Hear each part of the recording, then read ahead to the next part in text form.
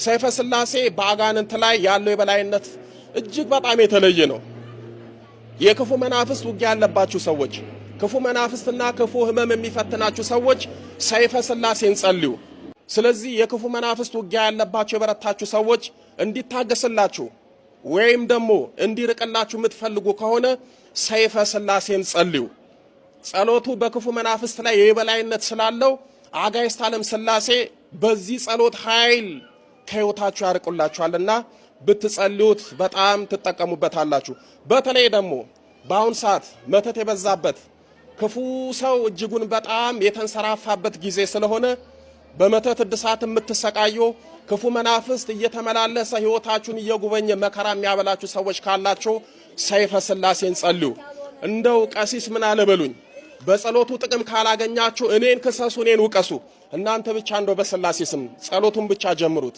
በአጭር ጊዜ ታዩታላችሁ ለውጥ። አባታችን አባ ስብሐት ለአብ ሰይፈ ሥላሴ የሚባለው ጸሎት ከተገለጠላቸው በኋላ ጸሎቱን ሲጸልዩት ጻድቁ አባታችን አባ ስብሐት ለአብ የበቁና የነቁ አባት ስለነበሩ ቅዱሳን መላእክት ለተልቆ ሲወጡ ሲወርዱ ይመለከታሉ። ሰዎችን ደግሞ የሚፈትኑትን ክፉ መናፍስትን ያያሉ፣ ይገለጥላቸዋል።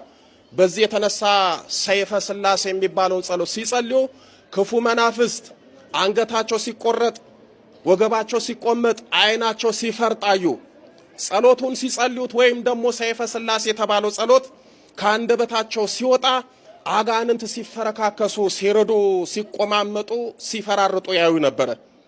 በዚህ ምክንያት ምን አሉ? ታዲያ ይሄ ምን ጸሎት ነው? ሰይፍ ነው እንጂ አሉ። በዚህ ምክንያት ሰይፈ ሥላሴ ተባለ። እንደምታውቁት ሰይፍ በሁለት በኩል የተሳለ ነው፣ በሁለቱም በኩል ስል ነው። ስለዚህ ሰይፍ በሁለቱም በኩል የተሳለ ስለሆነ ያርዳል፣ ያወራርዳል፣ ወይም ደግሞ በሁለቱ ይቆርጣል። ሰይፈ ሥላሴንም የሚጸልይ ሰው በአንድ መልኩ ሰይፍ በሁለት በኩል የተሳለ እንደሆነ ሰይፈ ሥላሴን የሚጸልይ ሰውም በሁለት በኩል የተሳለ ሰው ነው። አጋዕዝተ ዓለም ሥላሴን በአንድ ጎን ያመሰግናል፣ እንደገና ደግሞ በሌላ ጎን ደግሞ ክፉ መናፍስትን ከሱ ያርቃል። በአንድ ጎን ደግሞ አጋዕዝተ ዓለም ሥላሴን እያመሰገነ መለኮታዊ ጸጋ በረከት ያገኛል። ከዛ ደግሞ በዚህ ጎን ደግሞ ችግሩን ይፈታል፣ የሥላሴን ጸጋ በረከት ያገኛል። በዚህ ምክንያት ሰይፈ ሥላሴ ተብሏል። እባካችሁ ይሄንን ታላቅ ጸሎት ጸልዩት፣ ትጠቀሙበታላችሁ፣ ታተርፉበታላችሁ፣ ከሥላሴ ትገናኙበታላችሁ። ጸሎቶ እኔ በቃል እንደምነግራችሁ አይደለም። ምናልባት ወደ ሕይወታችሁ አንጥታችሁ ብትጸልዩት ብዙ ጸጋ በረከቶችን ታገኙበታላችሁ፣ ብዙ ሰማያዊ በረከትን ታተርፉበታላችሁ፣ ከሥላሴ ጋር ትወዳጁበታላችሁ። ቅድም እንደነገርኳችሁ እኛ የሰው ልጆች በማን አምሳል ነው የተፈጠርነው? በሥላሴ አርአያና አምሳል እስከተፈጠርን ድረስ ወይም ደግሞ ሥላሴ እስከፈጠሩን ድረስ አጋዕዝተ ዓለም ሥላሴን የማመስገን ውዴታ ሳይሆን ግዴታ አለብን። በዚህ በኦሪት ዘፍጥረት በምዕራፍ 1 ቁጥር 26 ላይ እግዚአብሔርም አለ ሰውን በመልካችን እንደ ምሳሌያችን እንፍጠር አለ። እኛ የሰው ልጆች የሥላሴ አምሳል ነን፣ የሥላሴ መልክ ነን። ሰው ማለት የሥላሴ መልክና ስል የተሳለበት ልዩና ክቡር ፍጡር ነው። ሰው ማለት የሥላሴ መለኮታዊ እስትንፋስ ያለበት ሕያው የሚሆን ዘላለማዊ ፍጡር ነው። በራሳችን እየሞትን ጣጣ ካላመጣን በስተቀር ስንሞት ለፍርድ ማፊት ነው የምንቆመው? አጋዕዝተ ዓለም ሥላሴ ፊት። ወይ ለፍርድ ሕይወት ወይ ለሽልማት ሕይወት አጋዕዝተ ዓለም ሥላሴ ፊት እንቆማለን። ወይ ለክብር ወይ ለአሳር ሥላሴ ፊት እንቆማለን። ታዲያ ሥላሴ ፊት ምን ይዘን ነው የምንቆመው? መናፍቅ ይመልከተው፣ ምድረ መናፍቅ ፕሮቴስታንት የተባለ ሌላ እምነት ተከታይ የተባለ ይመልከተው። በቻላችሁ ታቅም አዳርሱት። በቲክቶክም በምንም ከፈለጋችሁ ልቀቁት፣ ችግር የለውም። ግን ሁላችሁም ከመስማታችሁ በፊት ይሄን ተናገሩ።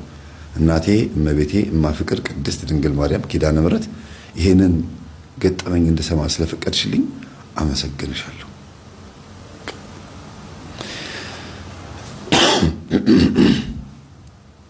በዚህ ገጠመኝ ውስጥ እኔ መጨረሻ ላይ ብቻ ነው የተሳተፍኩት ስላችሁ ብቅ ያልኩት። አብዛኛውን ነገር የፈጸሙት እናትና ልጅ ናቸው። እናትና ልጅ ስላችሁ ልጅ የተባለችው ማን እንደሆነች ታውቃላችሁና እናት በቀደመ ህይወታቸው ሽቶ እየከፈቱ የሚጠጡ እናት ነበሩ። ሽቶ ከፍተው የሚጠጡ የተቆላ ቡና ዘግነው የሚቅሙ እንደገናም ደግሞ ቡና በሚያፈሉበት ሰዓት ማንም ሰው አጠገባቸው እንዲደርስ የማይፈልጉ ቡና እያፈሉ አይናቸውን ይኳላሉ። አንድ ስኒ ቡና ሲጠጡ አንድ ይኳላሉ። እንደገና ሲጠጡ ይኳላሉ። በእያንዳንዱ ቡና መጠጣት ይኳላሉ። ከዚህ በፊት ደጋግሜ እንደነገርኳችሁ እጣን፣ ሰንደል፣ ጭሳጭስ ነገሮች፣ ሉባንጃዎች፣ ሌሎች ነገሮች እንደ ቅጠላ ቅጠል የሚያጨሱ ቀበርቾ የሚያጨሱ ሌሎችም ነገሮች እንደዚህ ጭሳጭስ ነክ ነገሮችን የሚወዱ እናት ናቸው። ልክ እንደዚህ አይነት እናቶች ደግሞ ወሰንገላ የሚባል መንፈስ ያለባቸው እናቶች እንደሆኑ ደጋግሜ ተናግሬያለሁ። ቡና የሚያስፈላቸው አዳል ሞቴ ነው። ጭሳጭሱ ደግሞ ወሰንገላ ነው። ጠቋር ለመኖሩ ምልክቱ ደግሞ ኩል ያስኩላል። ጠቋር ማለት ኩል ያስኩላል ስላችሁ ቡዳ ሆኖ ነው እዛ ቤት ውስጥ የኖረው እንጂ ሁሉም ጠቋር አይደለም ኩል የሚያስኩለው። ግን ይሄኛው ጠቋር ሴትዮዋ ላይ ያለው ጠቋር ቡዳም ነው፣ ቡዳ ዛር ነው እና ኩል ያስኩላቸውና በዛ አይናቸው ፈጠጥ አድርገው ጎረቤት ሰው ምናምን ሲመለከቱ በቃ ሽንታቸውን የሚለቁት መጡ። ደግሞ እሺ ማማ በቃ ተው በቃ ዝም በሉ በቃ ይቅርታ ነው የሚሏቸው። ገና ሲመጡ አይናቸውን እንዴት ነው መፍጠጥ ትችላላችሁ? እንደዚህ ይችልበታል? አልችልም። ፈጠጥ ነው የሚሉት በቃ ገና ሲመለከቱ የፊታቸው መኮሳተር። ታዲያ በዛ ልክ ደግሞ ሲስቁና ሲጮቱ ደግሞ ያ የፈጠጠ ፊት አይመስልም። ጥርሳቸው ማማሩ እንደገና ደግሞ የፊታቸው ፈገግታ ምናምን ሁለት አይነት ሰው ናቸው። ሴትዮዋ ሲኮሳተሩ ሌላ መልክ ነው የምታዩት እና ያስደነግጣሉ። የግንባራቸው መሸብሸብ ወንድ ነው የሚመስሉት። ይሄ እንደዚህ ሲሰበሰብ ወንድ ነው እንደዚህ የሚለው ይሄው ወንድ ነው። ሴት ትችላለች እንጃ ብትችል አይመስለኝም። ከቻለች ደግሞ ምናልባት ከስንት አንድ ነው እና የሴት ልጅ መኮሳተርና የወንድ ልጅ መኮሳተር ይለያያል። ኤክስፕሬሽን ላይ ፌሻል ኤክስፕሬሽን ላይ በጣም ይለያያል እና እኚህ እናት ሶስት ልጅ ወልደዋል። አራተኛዋ ማደጎ ናት። ሶስት ልጅ ወልደዋል። ሁለት ወንድና አንድ ሴት ነው የወለዱት። ልጆቻቸው አድገው ጎርምሰዋል። ከጉርምስናው ልጀምርላችሁ እንዴት እንዳደጉ በዚህ እናትነታቸው ማየት ይቻላል። ይሄን ሁሉ ፕሮሰስ የሚያደርጉ ከሆነ አረቄ የሚጠጡ ከሆነ አረቄ እንግዲህ የሚያስጠጣው ወሰንገላ ነው ነግሬያቸዋለሁ። ይኸውላችሁ ጭሳጭስ መውደድ ብቻ አይደለም። ወሰንገላ የሚባለው መንፈስ ወደ 3 የሆኑ ተግባሮች አሉት። አልኮል ነክ ነገሮችን አረቄ፣ ቢራ፣ እንደገና ጠላ ምናምን መጠጥ አስካሪ መጠጦችን ያስጠጣል። ጭሳጭስ፣ ሲጋራ፣ ትንቦ፣ ሐሺሽ፣ ሺሻ፣ ጋንጃ፣ ሰንደል፣ እጣን ምናምን እንደዚህ አይነት ጭራሽ እዚህ ለሰክተው ሁሉ ሰንደል ቡና የሚያፈሉና የሚጠጡም አሉ። ወንዶች አላያችሁም? አንዳንድ ቦታ ላይ ዱርዮች የጀበና ምናምን የጫት እዚህ ጋር እንደዚህ ይዞ የጀበና ብሎ ስለ እግዚአብሔር ብሎ መለመን ቀርቶ የጀበና ነው የሚለው። ትንሽ ስራ ይሰራላችሁና አረ ብራዘር የጀበና ትንሽ የለም ይላል። ወንዱ እኮ ነው የጀበና የሚለው እና በጣም ነው የሚገርመውና ይሄ ወሰንገላ መንፈስ ይባላል። ሁለተኛ ተግባሩ ይሄ ነው። ሌላው ሶስተኛ ተግባሩ ሰው በቁሙ እንዲሸትና እንዲገማ የማድረግ በምንድነው? ሆን ብሎ እንደው የሆነ በሽታ ኖሮበት አይደለም። ንጽህናው እንዳይጠብቅ ተስፋ የሚቆርጥ በፍልስፍና ኦሹ መጽሐፍ በማንበብ ሊሆን ይችላል። ራምፓ ወይም ደግሞ ከእግዚአብሔር መስመር በመውጣት በካህናት ኃጢአት፣ በዲያቆናት ኃጢአት፣ በአገልጋዮች በእንደኔ አይነቱ ኃጢአት፣ ሌሎችም አገልጋዮች በሚሰሩት ኃጢአት ከሃይማኖት ያስርቃቸዋል፣ ዱርዬ ያረጋቸዋል። ልብሳቸውን ተዘክርከው እንዲለብሱ ዝቅ ያለ ሱሪ ያለ አይደለም እንደ ራፐሮቹ ሰንሰለት እዚህ ጋር አድርገው ምናምን እንደሚሄዱት። ከዛ ደግሞ መነቀስ፣ ጸጉራቸውን ጭር አድርገው መሄድ፣ በቃ ገላቸውን ከስንት አንዴ ነው የሚታጠቡት። ፍየል እየሸተቱ ነው የሚኖሩት። ዝርክክ ያለ ባነት ይኖራቸዋል። በቃ ጥርሱ ሁሉ በጫት የተበከለ ይሆናል። ንጽህናውን የማይጠብቅ ጎረምሳ ታውቃላችሁ? እንደዚህ አይነት ሴትም ልክ እንደዛው እንድትሆን ያደርጋታል። ዝርክርክ ሴት እና ሴት ልጅ ስትዝረከረክ በተለይ አያምርባትም። በጣም ንጽህና ስትጠብቅ ነው የሚያምርባት።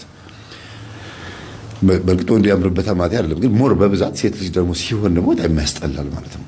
እና በእንደዚህ አይነት መልኩ ወሰንገላ የሚባል መንፈስ ስራ ይሰራል። ምን አልኳችሁ? ሲጻፈው መጀመሪያ መጠጥ፣ አልኮል ነክ ነገሮችን ያስጠጣል። ቀጥሎ ደግሞ ጭሳጭስ ነክ ነገሮችን፣ ሐሺሽ፣ ሱስ የተባሉ ነክ ነገሮች በሙሉ ባለቤት እንድትሆን ያደርጋል። ከዛ ደግሞ ንጽህናን በተመለከተ የአዳልሞቴ መንፈስ ደግሞ ባህሪው ምንድነው? ሴትዮዋ የሚታይባቸው ቡና ሱሰኛ ናቸው። በቀን 6ቴም ሊያፈሉ ይችላሉ እስከ ማታ ሌሊቱ 6 ሰዓት ድረስ። ከዛ በኋላ ደግሞ እሳቸው ቤት ይሄ ነገር ባይከናወንም በውርስ ምክንያት ያጣላል ዘመዶችን፣ ጎረቤታሞችን፣ በተለይ በስጋ ዝምድና በወንድማማቾች ላይ በተለይ ደግሞ በእንጀራ አባትና በእንጀራ እናትነት የሚለያዩ ወንድማማቾችን በመተት በድግምት ማማተት፣ እንዲሁም ደግሞ ማጣላት፣ በደም መፈላለግ፣ ለመገዳደል መፈላለግ፣ በፍርድ ቤት መካሰስ፣ ዘመዳማቾችን ማለት ነው፣ ስጋ ዘመዳማቾችን። ይሄን ይወዳል። ማን? አዳልሞቴ ማድረግ ይወዳል። ከዛ ሌላ ደግሞ መናፍቅ ፕሮቴስታንት ያደርጋል፣ እስላም ያደርጋል፣ ከሃይማኖት ያስወጣል። ወሰንገላ ዱርዬ ነው የሚያደርገው፣ ፓጋንና ኤቲስት ነው የሚያደርገው። ይሄኛው ደግሞ እግዚአብሔርን የምታገኙ እየመሰላችሁ ሃይማኖት ስትሽከረከሩ ነው የምትኖሩት። በቃ ኢየሱስ ክርስቶስ የት እንዳለ ግራ ገብቷችሁ የምታዩት አገልጋዩን ነው። እንትን ዶግማውን አታዩትም፣ ወይም መሰረታዊ የሆነውን ዘውጉን የሃይማኖቱን ዘውግ ሳታዩት ዝም ብሎ ሰው በመከተል ብቻ ተአምራት በመከተል ብቻ እዛም እንድትሉ ያደርጋል። እና አዳልሞቴ መንፈስ ያለባቸው ቤተሰቦች በሙሉ ሃይማኖታቸውን ይቀይራሉ። የሚገርማቸው ባይቀይሩ እንኳን ኦርቶዶክስ ሆኖ እንኳን ከሆነ አዳልሞቴ ያለው በስዕሉ ፊት ተንበርክከው ሲጸልዩ ስዕሉን እንዲጠራጠሩ፣ ይሄ እኮ ቀለም ነው፣ ይሄ እኮ ጨርቅ ነው፣ ይሄ እኮ ዝም ብሎ እኮ ነው። እምነቱንም በቃ እያንዳንዱ ቄሶቹ ላይ አቃቄር ማውጣት፣ እምነቱ ላይ የራሳቸው ኦርቶዶክስ ሃይማኖት ይፈጥራሉ። የራሳቸው አስተምህሮ፣ የራሳቸው አለባበስ። ለምን እንደዚህ ለበሳችሁ ሲባሉ እኔ መብቴ ነው ብለው የሆነ አቃቄር ማውጣት።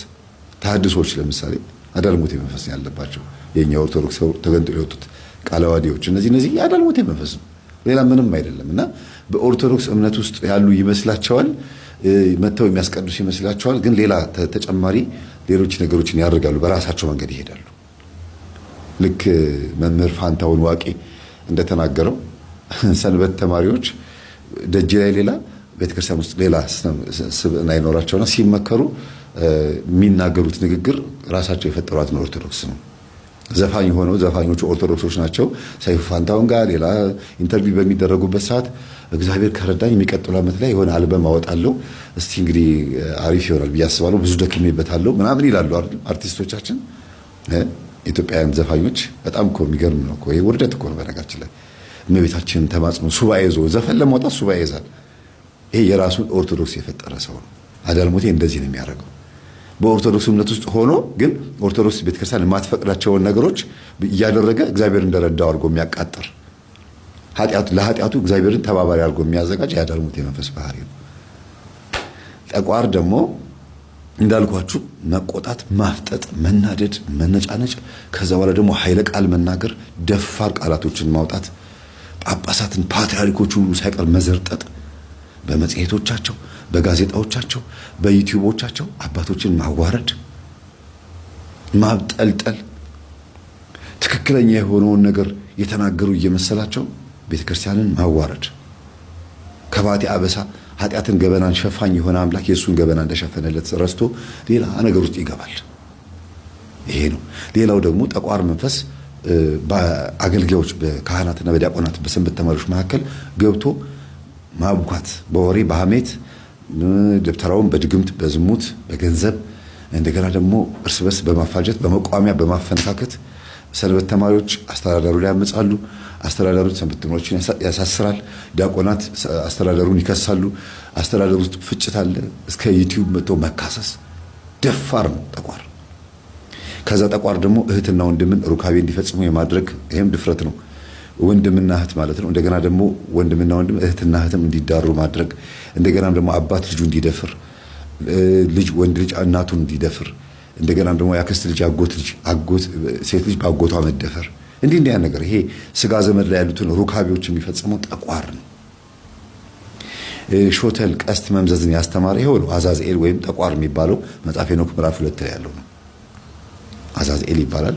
ይሄ ጠቋር የሚባለው መንፈስ ለወንዶች ጦር መምዘዝን፣ ቀስት መምዘዝን፣ ጦር መሳሪያ መስራትን፣ ባዮሎጂካል ዋርን፣ የሚዲያ ጦርነቶችን ምንም ሳይፈሩ የኢትዮጵያን ነገስታትን፣ የኢትዮጵያን ካህናትን፣ የኢትዮጵያን የሃይማኖት እንትኖችን መዘርጠጥ በአደባባይ በቃ ምንም ሳይፈሩ ንቀት ማሳየት፣ ይሄ የጠቋር ስራ ነው እና በአደባባይ ወጥቶ ትልልቅ የሚባሉ ክብር ያላቸውን ነገሮች መነካካት፣ ይሄ ጠቋር ስራ ነው።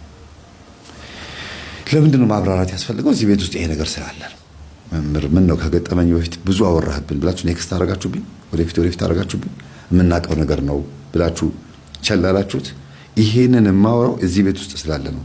ሶስቱም ልጆቻቸው በዚህ ጉዳይ ውስጥ ስላሉ ነው። አንደኛ ከጎረቤት ጋር ላስታርቆት ነው። አልተጣላንም እኮ ምን መች ተጣላን አሉኝ። አይ ችግርማ ቢኖር ነው አይተዋል አይደለም የተፈጠረው እኔና እርሶ የምናውቀው አልኳቸው። አሃ እሱማ ልክ ነህ አሉኝ። ደንግጠዋል። ቆይ ልጄ ወደ ውስጥ ላውራ አሉኝ። ጓዳ ውስጥ ገብቼ ላውራ። በጣም ውስጣቸው ተረብሿል እና እሺ በቃ አልኳቸው። ደስ ይበላቸው ብዬ ገባሁኝ። ልጄ እስቲ ቪዲዮን አሳየኝና ከዛ በኋላ ከልጆቼ ጋር የምታወራው ነገር ፈቅደልሃለሁ አሉኝ። ይሄው አልኳቸው። አዩትና ካሜራ ደቅና ነበረ አሉኝ። አዎ አልኳቸው። ወይኔ ያገኘችኝ አሉ። ማዘር አሁንም አልተጸጸቱም ስላቸው ጊዜ ምን መሰለ ልጄ እኔ በቃ ሰውየው አዋቃለሁ እነሱም ነግረውኛል። ከ2 ዓመት በፊት አረመኔና እርኩስ ነበርኩኝ ሰፈር ውስጥ ንስሐ ገብቻለሁ። እየዞርኩኝ ሁሉንም ይቅርታ ብያለሁ። ለምን እንደዚህ አርገችብኝ ብሎ ነው የላከኝ አልኳቸው። ለምን እንደዚህ አርገችብኝ ከሆነ ልጄን ያጣሁት በአንተ ምክንያት ነው። ለካ ሁለተኛ ልጃቸው አርፏል። ያው በሱ ምክንያት ባይሆንም የተገናኘ ነገር አለው። ብዙ መግለጽ አልፈልግም። የተገናኘ ነገር አለው ብቻ ሰበብ ነው። ሰበብ የሚባል ታውቃላችሁ። ራሱ ገዳይ ባይሆንም ለመሞት ግን ምክንያት መሆን ሰበብ መሆን። አሁን አንድ ሹፌር ለምሳሌ በአመት በዓል ቀን የሚሆን በደስታ ቀን እየሄደ እያለ መኪና እየነዳ እየሄደ እያለ የሆነ ሰው ጎማ ስር ይገባበታል። ሰበበኛ ይላል። ከመሞቱ ከሰውየው መጎዳት ይልቅ የሚሄድበት ፕሮግራም የሚሄድበት ጉዞ ወይም እንቅፋት ስለሆነበት ነው ሰበበኛ የሚለው። ከዛ ነው በኋላ ስለተገጨው ልጅ ማዘን የሚጀምረው። እንደዚህ አይነት ነገር የተፈጠረው በእንደዚህ አይነት ህይወት ውስጥ ማለት ነውና ማዘር አልኳቸው ለልጆቹ ምንም የማወራው ነገር የለም፣ ግን ቀጥታ ያደረጉትን ያምናሉ፣ ንስሐ ይገቡልኛል፣ ወደ መስመር ይገቡልኛል፣ አይገቡም አልኳቸው። ልጄ ምን መሰለህ እሱ እኔ ንስሐ ገባ፣ ግን እንዴት ልጄ ማን ብሎ ማልቀስ ጀመሩ። እንዴ ማየ ምን ሆነሽ ነው ማን ብሎ መጡ። መምህር ተስፋዬ ምንድን ነው የተፈጠረው አሉኝ። ማዘር ልንገራቸው አልኳቸው። በቃ ንገራቸው፣ እማውቀው ነገር የለም ንገራቸው አሉ። ንዴታቸው ሲመጣ ለካ ዛሬ ይነሳባቸዋል። አንዳንድ ሰዎች ሲናደዱ የሚያደርጋቸው ነገር አለ አይደል? በጣም ሲያለቅሱ ሲናደዱ መርዶ ሲነገራቸው ምናምን የሞተ ሰው ሲያስታውሱ እንደዛ ነውና ከዛ ኧረ መምህር ምንድነው ችግር አለባት እንዴ ማዘር ኧረ ጸበል ሲያምጡ ምናምን አሉ። አዎ ቆይ ተረጋጉ፣ የሆነ ነገር ይዤ ነው የመጣሁት፣ በቪዲዮ ይዤ ነው የመጣሁት አልኳቸው። ምን አሉኝ። ማዘራችሁ ተናደው ትንሽ ጎረቤት ላይ መተት ሲያረጉ እነሱ ደግሞ ካሜራ ደቅነው ነበርና መተቱን ያደረጉት እናታቸው ሆነው ተገኙ። ያው ታሞ የተኙት በዛ ምክንያት ነው። በጋ አላረዱ፣ ዶሮ አላረዱ፣ ያው ታሞ ተኝተዋል ሳቸው ጊዜ ማርያምን ማዘር ምን ሆነሽ ነው ሲሉ ጊዜ ኧረ መንፈሱ ነው እባክህ ቆይ ተረጋጋ ብለን ልጆቹን እዛ አድርገን ሁለቱ በጣም ተናደዱ ከእናታቸው ጋር፣ ሁለቱ ደግሞ ከኔ ጋር አገዙ። ከዛ እናታቸውን ጸበል ረጭተን ልክ ሴትዮዋ ስትረጋጋ እዛኛው ቤት ውስጥ ያሉት የታመሙት ሰዎች ድነው ተነሱ።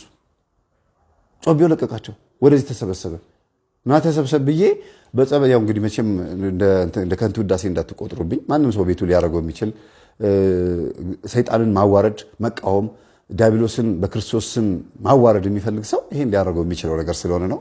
እና በህብረት በጸሎት ሰብሰብ ብለን አቡነ ዘበሰማያት አለን ውዳሴ ማርያም ሰኔ ጎልጎታ ተጸልየና ያው ጸበሉን ረጨት ስናደርጋቸው ተሰብሰብ ምናምን ብለን ስንለው ሁላችንም ወደዛ ተሰበሰበ። ከተላከበት ቦታ ወደዚህ መጣ ማለት ነው። በምንድን የላከው? በፈርስ ምንድን ያረከው ሲባል ራስ የታጠብኩትና ያው መንፈሱ ማለት ነው ሴትዮዋ ላይ ሆኖ እንድትታጠብ አረግናትና ከዛ በኋላ ደፋ ነው። ከዛ ስትለግጠው የኔ ልጅ እንደሞተ ያንቺም ልጅ ይሞት ብለን ነበር ያደረግነው። ወይኔ ተያዝን፣ አልቻልንም፣ ቀደመችን። ይሄንን ስጋና ደም የሚባለውን ነገር ተቀብላ ቀደመችን አለ። ይሄ ነው መቅደም ማለት። ይሄ ነው ደስ ሲል። እግዚአብሔር ስሙ የተመሰገነ ይሁን። ጮቤ እግዚአብሔር ይገስጸው፣ ደንቃራ እግዚአብሔር ይገስጸው። ጮቤ ማለት መንገድ ላይ የሚወረወር እንቁላል፣ የሚፈርጥ እንቁላል ደግሞ ሱቅ ተልካ አንዲት ሕፃን ልጅ ወድቆባት የፈረጠውን እንቁላል ሁሉ ደግሞ ድግምት ነው እንዳትሉ አይነት አለው። ዝም ብሎ ሁሉም እንቁላል ነው ባይባልም ግን በቃ እያማተቡ ማለፍ ወይም ከቤት በሰላም ያውከኝ ሰላም አሳድረኝ ሰላም አውለኝ። እኔ አውቄ እጠነቀቃለሁ፣ ሳላውቅ ግን የረገጥኩት ካለ አንተ ያዝልኝ ነው የሚባለው። ሌላ ምንም ማድረግ ስለማንችል ማለት ነው እንጂ ሁሉ ነገር ሰይጣን ነው ካልን እንደ ማማ ነው የምንሆነው። መገናኛ ጋር የካተራራ ትምህርት ቤት ታውቁታላችሁ አይደል? እዛ አካባቢ ተጠርቼ የሆነውን ሴትዮዋ መምህር ተስፋ ያሉ ደውለዋል። ኧረ ጉድ ቶሎ ድረስልኝ፣ እንደው በቃ ይቺ ድመት እንደው ምን ያየችው ነገር አላሉኝ። ስመጣ ድመቷ በቃ ይኸው ስገባም ስወጣም ጫማዬ ነው ትልሰኛ ታሸተኛለች አሉ። እና ሁሉ ነገር ወደ መንፈስ የተረጎሙት ነበር ሴትዮዋና ልጆቻቸውን ሁሉ ለካጠርተው አክስት አጎት ይኸው ፍረዱኝ በቃ እኔ እቺ ድመት የጎረቤት ድመት ናት ማን እንደሆነችም ደግሞ አላቃትም ምናምን ብለው ቅብጥርጥር ሲያደርጉ ማዘር የጫማውትን በምንድን ነው የወለወሉት አልኳቸው። እንዴት አሉኝ።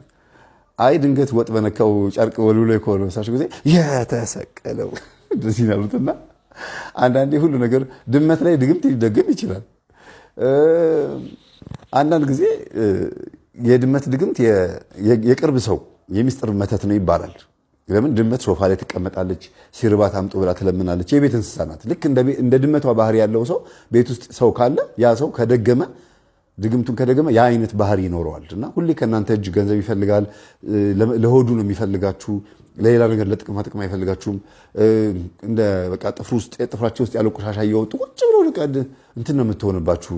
እንደዚህ አይነት ጓደኛ፣ እንደዚህ አይነት ጎረቤት ዘመድ በጣም መጥፎ ነው። መስራት አይወዱም ግን ተለጣፊ ናቸው፣ መዥገር ናቸው ማለት ነው። ፓራሳይት ነገር ናቸው እና የድመት ባህሪ ያላቸው ሰዎች አሉ እና ያንን ስለሚያቆሳቸው መጠርጠራቸው ጥሩ ነበር። ግን ሁሉ ነገር ወደ እንትን ድግምት ወስዶታል። አንድ ሰውዬም ብዬ ነግሬያቸዋለሁ። ጫማውን ሲወለውል በቤት መወልወያ ጨርቅ ወለወለና ሲወጣ ልክ እንደዚሁ ገጥሞታልና ውሻ ሲልከሰከሳ ጫማው ላይ እንዲያ ነገር አጋጥሞታል። ስለዚህ ሁሉ ነገር ወደ መንፈስ አይተረጎምም ብዬ አስረድቻቸዋለሁ። እዚህም ቤት ምናልባት መንፈስ እንቁላል ተወርሮ ረግጦ ሊሆን ይችላል፣ ወይም ደግሞ ሌላም ነገር ዶሮ የሆነ ወጥ ተደፍቶ ወይ ብዙ ነገር ሊደረግ ይችላል። ግን ያ አይደለም ጉዳዩ። ከቤት ምን አድርገን የወጣ ነው፣ እንዴት ሆነን የወጣ ነው የሚል ነው። ጸሎት አድርገን ነው ወይ የወጣ ነው? ጸሎቱ ምን አይነት ነው? ከልባችን ነው ወይ የጸለየ ነው? ኃጢአትን ላለመስራት ጥረት እናደርጋለን ወይ? ንስሐ የገባንበትን ኃጢአት ደግመን እንሰራዋለን ወይ? መንፈስ ቅዱስ እንዲያግዘን ከቀን ወደ ቀን እምነታችን እናሳድጋለን ነው የሚለው ነው የሚወስነው። በጮቤና በደንቃራ እንዳንመታ ከፈለግን ማለት ነው። ምናልባት ስለሚጓጓው ነገር እንግዲህ ይቅርታ ይደረግልኝ፣ ቤት እየሰሩ ስለሆነ ነው። ወደ ታሪኩ እንመለስና ከተኙበት ተነሱ ወዲያውኑ በአንድ ሰዓት ውስጥ ማለት ነው። የታለች ታመመች የተባለችው ሲባል ኧረ አሁን ይኸው ተነሳን አሉ። አሁን ይኸው እናንተ እዚህ ጋር ምን ስታደርጉ እንደሆነ አላውቅም። መምህር ተስፋዬ ከኛ ቤት ከሄደ በኋላ እዚህ ጋር ደግሞ እኛ ጋር ያው ነገር ከላያችን ላይ ውርር አድርጎ ለቀቀን አሉ። ያ ምንድነው? የገዛ ልጆቻቸው ስላገዙኝ ነው። እኔ ጋር ምንም ነገር የለም። የገዛ ልጆቻቸው አራቱም አገዙኝ። እማዬ ለምን እንደዚህ ታደርጊያለሽ ብሎ ተቃውሟል። በእውነት እማዬ ላይ ያለው መንፈስ እግዚአብሔር ይምታው። ልክ ጴንጤዎች እንደሚሉት እንዲያውም ትንሹ ልጅ ማለት ነው እየሳቀ በኢየሱስ ወጋው። እንዴት እናታችን በዚህ መልክ ታሰድባለህ ሰፈር ውስጥ? አሁን እኮ መምህር ተስፋዬ እጅ ላይ ባይገባ ይሄ ቪዲዮ በቃ ልጆቹ ምናልባት ይሄ ነገር ሆኖ ቢሆን ኖሮ ተባዝቶ ነበረ ምናምን ብለው ልጆቹ መቀለል ጀመሩና እናትየዋ በቃ ልጄ ሲሞትብኝ ምን ላድርግ ያለኝ አማራጭ ይሄ ነበር አስደገምኩኝ ነው ያሉትና እማዬ ሁለተኛ ይሄን ነገር ካረግሽ ይሄው የፈለገ ብትሉኝ እኔ ታንቄ ነው የምሞተው አላቸው። ምን ነው ለምን እንደዚህ ትላለህ አሉ እናትየዋ። እኛም ደነገጥን ሁላችንም። ምክንያቱም ነገ ይሄንን ከሰማ ሰይጣን ነገ እናትየዋ ላይ ያለው መንፈስ አውቆ ሁለተኛ ድግምት ሊያስደግማቸው ይችላል። ካስደገማቸው ልጁ እንዲታነቅ ያደርጋል ማለት ነው። አውቆ ይሄንን ወሬ እንዲሰሙ አደረጋቸውና ለሁለተኛ እንዲያውም መጀመሪያ እሱን ነው ይዤው እጁን ይዤ ወደ ውጭ የወጣሁትና ረፍሰው ጊዜ አይ ላስፈራራት ብዬ ነው አለኝ። ቢሆንም ሟርት ይሆንብሃል። ካፍህ ተቀብሎ ነው የሚያደርገው። ሰይጣን ደግሞ ልክ ስታወራ ነው የሚቀልበው። ካፍህ የልብህን ያውቃል አያውቅም እንደ ኃጢአትህ ብዛት ነው፣ ወይም ደግሞ እንደ ስንፍናህ ነው። ትጸልያለህ አትጸልይም ይወስነዋል። ግን ብዙ ጊዜ ያወራነውን ነገር በተግባር የመፈጸም አቅም አለው ሰይጣን የምናወራውን ማናቅ ከሆነ እና እንደዚህ አትበል አልኩት። እና እናትዬን አሁን ሂድና እማዬ ፕሊስ እንዳትሞክሪው ይሄን ማለት ነው ብለህ ንገራቸው አልኩት። ከዛ ያደርገዋል፣ መምህር ተስፋዬ ያደርገዋል፣ ይሄ ልጅ የተናገረውን ነገር ያደርገዋል አሉ። ያያችሁ ዛሩ ያውቁታል። እሳቸው ላይ የነበረው መንፈስ ልጃቸው ላይ ያለው ባህሪ ያውቁታል። ሁልጊዜ ሲያሳድጉት ባህሪው ምን እንደሆነ ስለሚያውቁት የሆነ ነገር አድርጋለሁ ካለ ከልጅነቱ ጀምሮ ያደርገዋል። የሚፈልገውን ነገር ካላገኘ ማልቀሱን አያቆምም ነው ያሉት በልጅነቱ። እንዲህ አይነት አስተዳደግ በጣም ከባድ ነው። ግን ልጆቹ ባያግዙኝ እኚህ እናትም በዋዜማው በማግስቱ ሊድኑ አይችሉም። እዛ ቤት ውስጥ የሚያሉትም ጮቤው እንደዛ ሊያደርጋቸው አይችልም ነበረ። እኔ በጣም ነው ደስ ያለኝ። የቅዱስ ቁርባንን ኃይል ያየሁበት አንድ አርቲስት ጎረቤትም ነበራቸው። እንዴ መምህር ምን ልታረግ መጣህ አለኝ።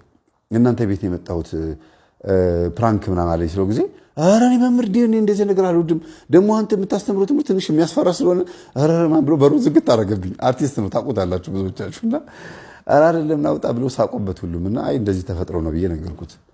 በጣም ይገርማል። እውነት ነው ማለት ነው ሰይጣን አለ ማለት ነው አለ። ገና ሰይጣን መኖሩን ወይኔ ያናርዳል ቤተሰቦቼ።